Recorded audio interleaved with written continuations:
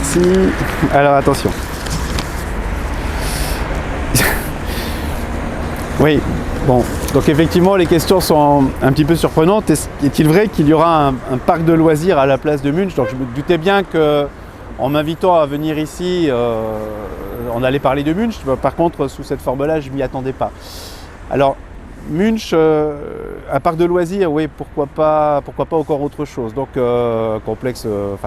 Donc on entend différentes choses qui sont exprimées par rapport à Munch. Ce qu'on a surtout, c'est qu'on a une entrée de ville qui est maintenant occupée par une friche industrielle. Donc qu'est-ce qui se passe? Il se passe que les industries qui auparavant étaient en périphérie des villes, maintenant le tissu urbain est venu jusqu'à l'industrie. Donc j'imagine pas le devenir de cet espace-là redevenir un espace industriel en raison de la proximité des habitations. Donc il faut forcément repenser un projet nouveau, un projet différent.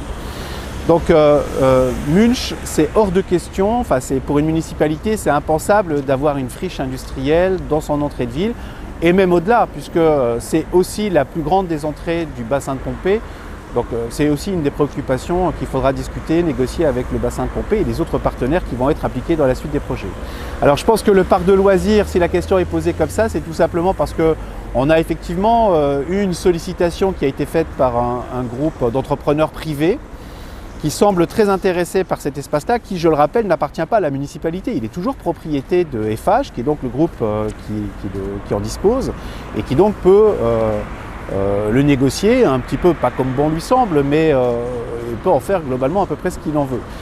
Évidemment, la municipalité, l'intercommunalité, les autres services de l'État sont très vigilants à ce qu'un espace comme celui-ci peut devenir, parce que ce n'est pas qu'un bâtiment administratif, c'est tout l'espace qui est derrière, qui est assez considérable. Il suffit de faire un Google Earth pour voir à quel point ça représente une superficie importante.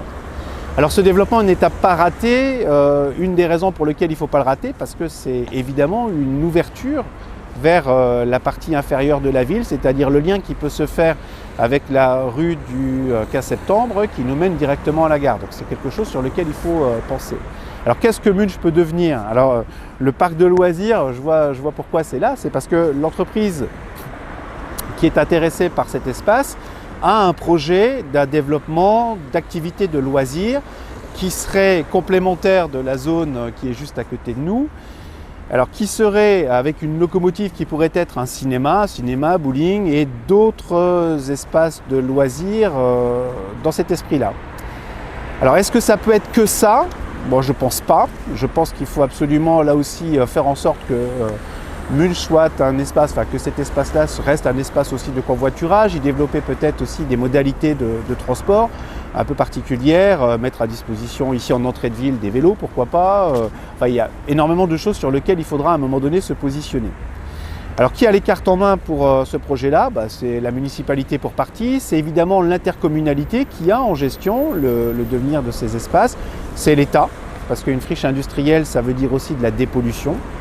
Mais ce que je vois moi en tant qu'élu, c'est l'apport en termes d'emploi que peut représenter le développement de cette zone.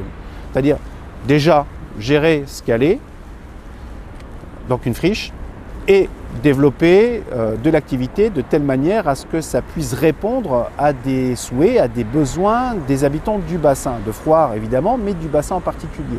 Donc ces besoins en termes de cinéma, ça veut dire aussi que je ne serai plus amené à répondre aux sollicitations de ma fille qui me demande, quand elle n'y va pas en train ou en bus, me demande de la transporter avec ses copines le soir ou d'aller la rechercher sur la métropole du Grand Nancy parce qu'elle est allée au cinéma avec des amis. C'est-à-dire que là, on a quelque chose de proximité et en termes de mobilité, c'est quand même un atout assez formidable.